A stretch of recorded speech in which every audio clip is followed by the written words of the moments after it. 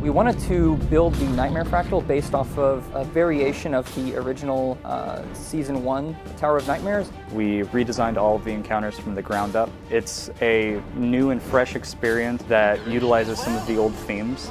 The Nightmare Fractal actually started as a pet project by Cameron Rich. He came to me with this proposal at the beginning of the year, and we just sort of started working on it, trying to develop it alongside all of the other things we were doing. Once we got it to a point where we were really happy with it, it felt like it had great design and it had a lot of real potential. We put it on the backlog and started working on it full time.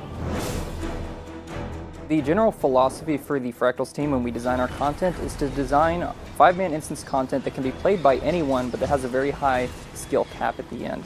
Tier 1 Fractals need to be fairly easy. They need to be something that a fresh level 80 character can very easily get into. They need to be accessible. But they also need to hold some mechanical complexity that allows players to start learning the different kinds of skill sets that they'll need to perfect to get up to the higher tiers. We really wanted to focus heavily on damage avoidance. We wanted most of the attacks to have very obvious tells that are punishing if you don't successfully complete the mechanic.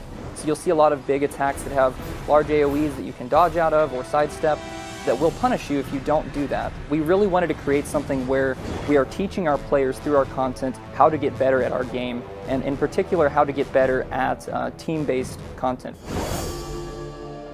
The creatures have really awesome animations. We have the Clockwork Horror as one of our first bosses. We have the cool crate bosses in there, and they've got a lot of really neat attacks with like their tails and a lot of casting animations. Probably my favorite is the Oratus, known as Syax, and he's a lot of fun. He incorporates some new mechanics. So you'll see some fixate mechanics where players will have to kite around some ads that are trying to get to them and explode.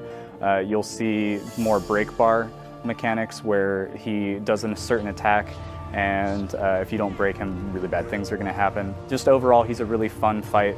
The final boss in this Fractal is probably my favorite.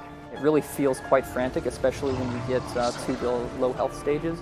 It's got a nice break-in in pacing where you start out and you're just fighting him with some very basic attacks, and then immediately once you get him down to 66%, he does his bullet hell phase, and it really kind of slaps you in the face saying, all right, wake up, you better start dodging some things, you're going to take a lot of damage. You'll notice that a lot of this stuff you don't see anywhere else. Like, these are some really cool bullet hell patterns. We have the new bouncing projectiles. That's all stuff we had to build specifically for this Fractal. We're really proud of the work that we've done with the Nightmare Fractal. We're really excited to see how players react, and we're really looking forward to seeing players discover something new that we haven't done before.